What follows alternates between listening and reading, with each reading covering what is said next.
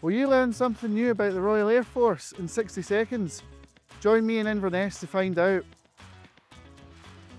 Have you seen us in your town or city? The RAF is visiting 15 locations across the UK this year, delivering interactive town shows, showcasing the breadth of opportunities within the RAF. By bringing aircraft, demonstrations and service personnel into city centres, we hope to inspire the next generation of RAF recruits and demonstrate that an RAF career is open to anyone with ambition and commitment to serve. The RAF has supported NATO allies on Exercise Dynamic Mongoose. The exercise trains allied forces to detect and counter enemy submarines, involving over 10 nations and includes the RAF's P-8 Poseidon submarine hunter.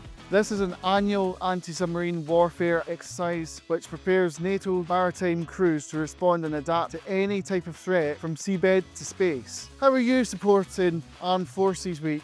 Events across the country this week are encouraging the nation to show their appreciation for those who risk their lives on the front line to support the UK every day. That's all for now. See you next time.